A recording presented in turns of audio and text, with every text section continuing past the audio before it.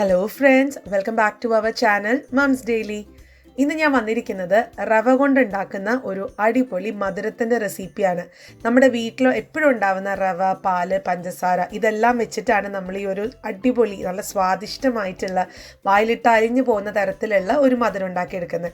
അപ്പം നമ്മൾ ഇതിനകത്ത് ഒരു കൊച്ചു ഫില്ലിംഗ് കൂടെ വെച്ചിട്ടാണ് ഉണ്ടാക്കിയെടുക്കുന്നത്. അപ്പം നമുക്ക് നോക്കാം ഒരു 15 മിനിറ്റിനകത്ത് ഇത് എങ്ങനെ തയ്യാറാക്കി എടുക്കുന്നതെന്ന്. അതിനായിട്ട് ഞാനിവിടെ ഒരു പാൻ അടുപ്പത്ത് വെച്ചിട്ടുണ്ട്. അതിനകത്തോട്ട് 2 കപ്പോളം ഉള്ള പഞ്ചസാര ചേർത്ത് കൊടുക്കാം.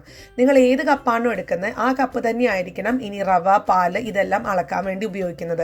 അതുകൊണ്ടൊരു മെഷർമെൻറ്റ് കപ്പ് വേണമെന്നൊരു നിർബന്ധമൊന്നുമില്ല. പക്ഷേ എടുക്കുന്ന കപ്പ് എല്ലാത്തിൻ്റെയും അളവായിട്ട് എടുക്കുക. അപ്പോൾ ഇതാ 2 കപ്പ് പഞ്ചസാര ഇട്ട് കൊടുത്തിട്ടുണ്ട്. 2 കപ്പ് പഞ്ചസാരയ്ക്ക് അതേ കപ്പിൽ 3 കപ്പ് വെള്ളം ചേർത്ത് കൊടുക്കാം. അപ്പോൾ നമ്മൾ ആദ്യം ഒരു പഞ്ചസാര പാനിയാണ് തയ്യാറാക്കുന്നത്. അപ്പോൾ അതിൻ്റെ കാര്യങ്ങളാണിത്. അപ്പോൾ ഇതാ അവിടെ 3 കപ്പ് വെള്ളം ചേർത്ത് കൊടുത്തിട്ടുണ്ട്. ഇനി നമുക്ക് ഇതൊന്ന് നന്നായിട്ടൊന്ന് മിക്സ് ചെയ്ത് കൊടുക്കണം. അടുത്തത് ഇതിനകത്തോട്ട് ഒരു ഏലക്കയുടെ കുരു തന്നെയോ അല്ലെങ്കിൽ ഏലക്കയോ നിങ്ങൾക്കൊന്ന് ഇട്ട് കൊടുക്കാം ഒരു ഫ്ലേവറിന് വേണ്ടിയിട്ട്. എന്നിട്ടൊന്നും കൂടെ മിക്സ് ചെയ്യാം. ഇനി ചേർക്കുന്നത് മഞ്ഞൾപ്പൊടിയാണ്. ഇത് ഓപ്ഷണലാണ് കേട്ടോ. ഞാനിവിടെ ഒരു 2-3 നുള്ള് മഞ്ഞൾപ്പൊടി ചേർത്ത് കൊടുക്കുന്നുണ്ട്. ആ ഒരു കളറ് കിട്ടാൻ വേണ്ടിയിട്ടാണ്. ഇനി ഇങ്ങനെ വേണ്ട എന്നുണ്ടെങ്കിൽ തികച്ചും നിങ്ങൾക്ക് ഒഴിവാക്കാം. ഇനി മഞ്ഞൾപ്പൊടി ചേർത്തു എന്ന് ഓർത്തുകൊണ്ട് മഞ്ഞൾപ്പൊടിയുടെ ടേസ്റ്റ് ഒന്നും വരത്തൊന്നുമില്ല. അതുകൊണ്ട് അതിനെക്കുറിച്ച് ഓർത്തൊന്നും ടെൻഷൻ അടിക്കേണ്ട. ചേർത്താൽ നല്ലതാണ്. ഇനി ഇതൊന്നും നന്നായിട്ട് ഈ ഒരു പഞ്ചസാര പാനി തിളച്ച് പൊന്തി വരുന്നത് വരെ നമുക്കിതൊന്ന് വെയിറ്റ് ചെയ്യാം. അങ്ങനെ പഞ്ചസാര പാനി നന്നായിട്ട് തിളച്ച് വരുന്നുണ്ട്. ഈ ഒരു സമയത്ത് ഫ്ലെയിം ഓഫ് ചെയ്തിട്ട് നമുക്കതവിടെ മാറ്റി വയ്ക്കാം. ഇനി ഒരു പാൻ അടുപ്പത്ത് വെക്കുക. ഇതിനകത്തോട്ട് പാൻ ഒന്ന് ചൂടായി വരുമ്പോഴത്തേക്കും 1 കപ്പ് റവ ചേർത്ത് കൊടുക്കുക. ഇത് നിങ്ങൾക്ക് വറുത്ത റവയോ വറക്കാത്ത റവയൊക്കെ ചേർക്കാം. അപ്പോൾ ഈ റവ ചേർത്ത് ഉടനെ തന്നെ നമുക്കിതിനകത്തോട്ട് 1 ടേബിൾ സ്പൂൺ നെയ്യ് ചേർക്കാം. ഈ നെയ്യ് ചേർക്കുന്നത് തികച്ചും ഓപ്ഷണലാണ്. നെയ്യ് വീട്ടിൽ ഉണ്ടെങ്കിൽ ചേർക്കുക, ഇല്ലെങ്കിൽ ഇത് സ്കിപ്പ് ചെയ്യാം. ഈ ഒരു നെയ്യുടെയും റവയുടെയും ഒക്കെ അത് രണ്ടും കൂടെ മിക്സായി വരുമ്പോഴത്തേക്ക് നല്ലൊരു മണവും ഫ്ലേവർ കിട്ടും. അതിന് വേണ്ടിയിട്ടാണ്. ഇനി ഇല്ലാന്ന് ഓർത്തുകൊണ്ട് വിഷമിക്കൊന്നും വേണ്ട. റവ മാത്രം വെച്ചിട്ട് നമുക്കൊന്ന് വറുത്തെടുത്താലും മതി. അപ്പോൾ ഇനി നമുക്കതൊരു 2 മിനിറ്റ് സമയം എടുത്ത് ലോ ഫ്ലെയിമിലിട്ടിട്ട് റവ നെയ്യും കൂടെ നന്നായി മിക്സ് ചെയ്ത് നല്ലൊരു സ്മെല്ല് വരും. റവയൊക്കെ ഒരു മൂത്ത സ്മെല്ല് വരും. അതുവരെ നമുക്ക് ഇളക്കി കൊടുക്കാം. അപ്പോൾ റവയൊക്കെ ഇവിടെ നന്നായിട്ടൊക്കെ മൂത്തൊരു സ്മെല്ല് വരുന്നുണ്ട്. ഒരിക്കലും ഇതിൻ്റെ ബ്രൗൺ കളർ ആവാൻ വെയിറ്റ് ചെയ്യരുത് കേട്ടോ. അതിന് മുന്നേ തന്നെ നമുക്ക് ഈ പാൽ ആഡ് ചെയ്ത് കൊടുക്കണം. അപ്പോൾ 1 കപ്പ് റവയ്ക്ക് 3 കപ്പ് വരുന്ന പാലാണ് ചേർത്ത് കൊടുത്തിരിക്കുന്നത്. അതിൽ തന്നെ ഞാൻ 2 കപ്പ് പാലും 1 കപ്പ് വെള്ളം അങ്ങനെയാണ് ചേർത്ത് കൊടുത്തിരിക്കുന്നത്. നിങ്ങൾക്ക് ഇനി അതല്ല 3 കപ്പും പാലും ചേർത്ത് കൊടുക്കണമെങ്കിൽ അങ്ങനെ കൊടുക്കാം. ഇനി 3 കപ്പ് വെള്ളം, പാല് വേണ്ട വെള്ളം വെച്ചിട്ടാണ് ചേർക്കുന്നത് എന്നുണ്ടെങ്കിൽ അങ്ങനെയും ചെയ്ത് കൊടുക്കാം. പാല് ചേർത്താലാണ് ഇച്ചിരി കൂടെ സോഫ്റ്റ് ആയിട്ട് നമുക്ക് കിട്ടുക. കാരണം ഇതിനകത്ത് നമ്മൾ പാൽപ്പൊടി അങ്ങനത്തെ പരിപാടികളൊന്നും ചേർക്കുന്നില്ല. അപ്പോൾ അതുകൊണ്ട് പാലെടുത്താൽ നല്ലതായിരിക്കും. അല്ലെങ്കിൽ നിങ്ങൾക്ക് 1 കപ്പ് പാലും 2 കപ്പ് വെള്ളവും ആ ഒരു റേഷ്യോയിൽ എടുക്കാം. ഇനി നമുക്ക് ഒരു ഇതുപോലത്തെ ഒരു സ്പാച്ചുല കയ്യിൽ വെച്ചിട്ട് നമുക്ക് ഇതിനകത്ത് റവ കട്ട പിടിക്കാതിരിക്കാനായിട്ട് ആ കട്ട പിടിച്ചിട്ടുള്ളതൊക്കെ ഇതുപോലെ ഒന്ന് ഉടച്ചു കൊടുക്കണം. അതായത് ഇതിനകത്തുള്ള കട്ടകളൊക്കെ ഉടച്ചു കൊടുത്തിട്ടുണ്ട്. ഇനി അതൊരു മൂടി വെച്ച് ലോ ഫ്ലെയിമിൽ 2 മിനിറ്റും കൂടെ നമുക്കിതൊന്ന് വെക്കണം. അപ്പോൾ അതവിടെ 2 മിനിറ്റ് കഴിഞ്ഞു. ഇതിനകത്തുള്ള പാലൊക്കെ പതുക്കെ വറ്റി വരാൻ തുടങ്ങിയിട്ടുണ്ട്. ഇനി നമുക്കിതൊരു മാവൊക്കെ കുഴച്ചെടുക്കുന്നത് പോലെ സ്പൂൺ വെച്ചിട്ട് ഒന്ന് കുഴച്ച് കൊടുക്കാം. ഇതാ നോക്കിക്കാൻ നല്ല സോഫ്റ്റ് ആയിട്ടുള്ള ആ ഒരു മാവ് നമുക്ക് ഇപ്പം തന്നെ കിട്ടിയിട്ടുണ്ട്. നമുക്ക് സാധാരണ റവകളിൽ തരിതരികളൊക്കെ ഉണ്ടാവില്ലേ? അപ്പോൾ നിങ്ങൾ ഇങ്ങനെ ഒന്ന് ചെയ്ത് കഴിഞ്ഞാൽ നല്ല സോഫ്റ്റ് ആയിട്ടുള്ള അതായത് തരികളൊന്നും ഇല്ലാത്ത മാവ് നമുക്ക് കിട്ടും കേട്ടോ.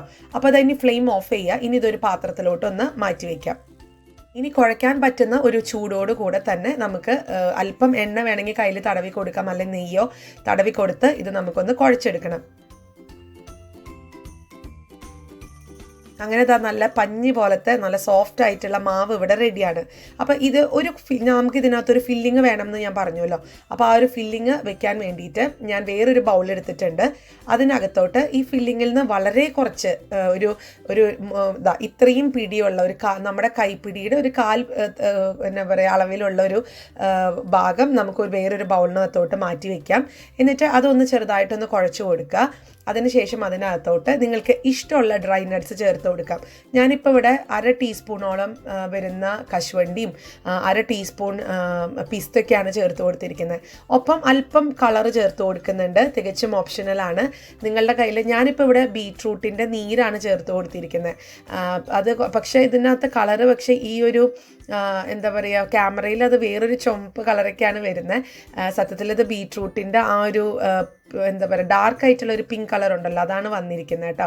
എന്തുകൊണ്ടോ ഈ ഒരു വീഡിയോ എടുക്കുന്നതിൻ്റെ ലൈറ്റും ക്യാമറയിലൊക്കെ ആയിപ്പോൾ അത് വേറെ കളറായി മാറിയിട്ടുണ്ട്. പിന്നെ ഞാൻ ഇതിനകത്തോട്ട് അല്പം പാല് ഒന്ന് ചേർത്ത് കൊടുക്കുന്നുണ്ട്. അതുപോലെ ഏലക്ക ഒരു ഏലക്കയുടെ ചെറിയൊരു കുരു മാത്രം ഇതിനകത്ത് ചേർത്ത് കൊടുക്കാം. നമ്മൾ ഓൾറെഡി ഏലക്ക പഞ്ചസാര പാനിയിൽ ചേർത്തിട്ടുണ്ട്. അപ്പോൾ അതുകൊണ്ട് ഒത്തിരി ഫ്ലേവർ അങ്ങനെ വരണ്ട, പക്ഷെ ചെറിയൊരു രീതിയിൽ അങ്ങ് ഇട്ട് കൊടുക്കാം. ഇനി നമുക്കിതിനകത്തോട്ട് 1 ടേബിൾ സ്പൂണോളമുള്ള പഞ്ചസാര അല്ലെങ്കിൽ 1/2 ടീസ്പൂണോളമുള്ള പഞ്ചസാര ചേർത്ത് കൊടുത്ത് നന്നായിട്ട് തന്നെ ഒന്ന് കുഴച്ചെടുക്കണം. ഇനിയിപ്പോൾ കുഴച്ചെടുക്കുന്ന സമയത്ത് ഇച്ചിരി ഹാർഡായിട്ട് തോന്നുവാണ് എന്നുണ്ടെങ്കിൽ ഒരു 1/2 ടീസ്പൂൺ അല്ലെങ്കിൽ ആവശ്യത്തിനനുസരിച്ച് അല്ലെങ്കിൽ 1 ടീസ്പൂൺ വരുന്ന രീതിയിലുള്ള പച്ചപ്പാല് തന്നെ ഒഴിച്ചു കൊടുത്ത് നമുക്കതൊന്ന് കുഴച്ചെടുക്കാം. ചിലപ്പോൾ അത് ഹാർഡാവാൻ സാധ്യതയുണ്ട്. അപ്പം അങ്ങനെ വരുമ്പോൾ മാത്രം പാലൊഴിച്ച് നമുക്കിതൊരു ഈ ഒരു കണക്കിനാണ് നമ്മുടെ ഫില്ലിങ് വന്നിട്ടുള്ളത്. ഇനി നിങ്ങളുടെ കയ്യിൽ ഡെസിക്കേറ്റഡ് കോക്കനട്ടൊക്കെ ഉണ്ടെങ്കിൽ അതും ഇതിനകത്തൊക്കെ ചേർത്ത് കൊടുക്കാവുന്നതാണ്. പക്ഷെ ഞാൻ അങ്ങനെയൊന്നും ചെയ്തിട്ടില്ല. അപ്പോൾ ഫില്ലിങ്ങും റെഡിയാണ്, നമ്മുടെ മാവും റെഡിയാണ്. ഇനി നിങ്ങൾക്ക് ഇഷ്ടമുള്ള ഷേപ്പിൽ ഇതൊന്ന് ഉരുട്ടിയെടുക്കോ, നീളത്തിലോ എങ്ങനെ വേണമെങ്കിലും നിങ്ങൾക്ക് എടുക്കാം. ഞാനിവിടെ വട്ടത്തിലാണ് എടുക്കുന്നത്. അപ്പോൾ അതിന് മുൻപ് കയ്യിൽ നമുക്ക് അല്പം എണ്ണയൊന്ന് തടവി കൊടുക്കാം. എന്നിട്ട് ഇത് ആദ്യം ചെറുതായിട്ടൊന്ന് ഒരു ബോളാക്കുക. എന്നിട്ട് അത് നമ്മുടെ കൈ വെച്ചിട്ടൊന്ന് അമർത്തി കൊടുക്കുക. എന്നിട്ട് അതിനകത്തോട്ട് ഫില്ലിങ് വെച്ച് കൊടുക്കണം. ഈ ഒരു രീതിയിൽ കൊണ്ടുവന്നിട്ട് നമുക്ക് ഇതിനകത്ത് വളരെ കുറച്ച് ഫില്ലിംഗ് വെക്കുക. എന്നിട്ട് അത് ഇതുപോലെ ഒന്ന് കൂട്ടി യോജിപ്പിക്കുക. എന്നിട്ട് വീണ്ടും അത് നല്ല ഭംഗിയുള്ള ഉരുളകളാക്കി എടുക്കുക. അങ്ങനെ നമ്മുടെ ഉരുള ഇവിടെ റെഡിയാണ്. ഒട്ടും തന്നെ വിണ്ട് കീറോ അങ്ങനെയൊന്നുമില്ല കേട്ടോ. നല്ല പെർഫെക്റ്റ് ആയിട്ടുള്ള ബോൾസ് നമുക്ക് കിട്ടും. അതിന് ഈ ഒരു അളവ് ഉള്ള രീതിയിൽ മാത്രം നിങ്ങൾ എടുത്താൽ മാത്രം മതിയാവും. അപ്പോൾ ഇനി നമുക്കിതൊരു പ്ലേറ്റിലോട്ട് മാറ്റാം. എന്നിട്ട് ബാക്കിയുള്ളതും ഇതുപോലെ ചെറിയൊരു ബോളുകളായിട്ട് നമുക്ക് എടുത്തിട്ട് വരാം.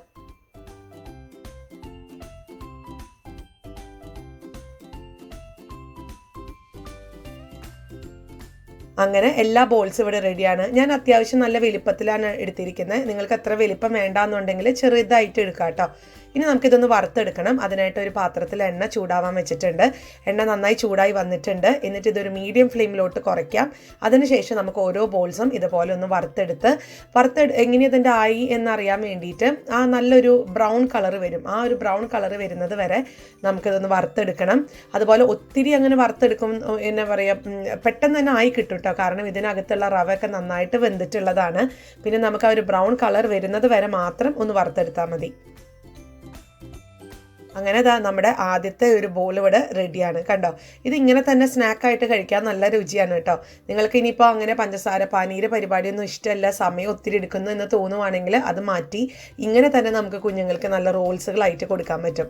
അല്ലെങ്കിൽ നല്ല എന്താ പറയുക, റവ ഉണ്ട എന്നൊക്കെ പറഞ്ഞ് നമുക്ക് കൊടുക്കാൻ പറ്റും. അപ്പോൾ ഇനി ഞാൻ ബാക്കിയുള്ള ബോൾസും കൂടെ ഇതുപോലെ ഒന്ന് വറുത്തെടുക്കുന്നുണ്ട്.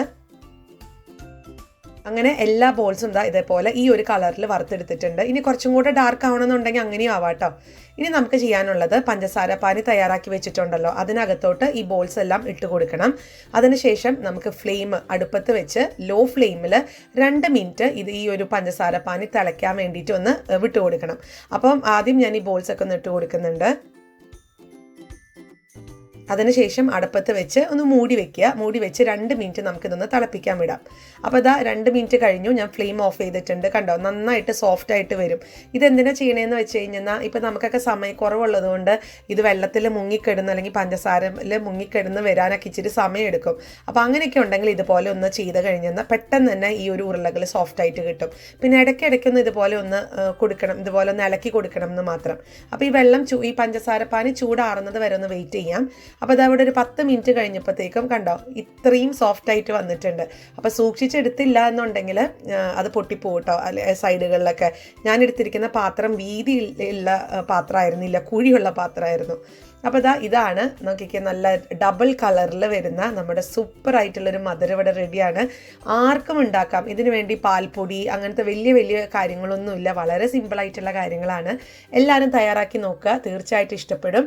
ഇഷ്ടപ്പെട്ട് കഴിഞ്ഞാൽ ലൈക്ക് ചെയ്യാനും ഷെയർ ചെയ്യാനും കമൻറ്റ് ചെയ്യാനും ഒന്നും മറക്കരുത്. അതുപോലെ തന്നെ നമ്മുടെ ഈ ചാനൽ ആദ്യമായിട്ടാണ് കാണുന്നതെങ്കിൽ സബ്സ്ക്രൈബ് ചെയ്യാനും മറക്കരുത്. അപ്പോൾ അടുത്തൊരു വീഡിയോ ആയിട്ട് നമുക്ക് ഉടനെ കാണാം. അൻറ്റിൽ ദെൻ ബൈ.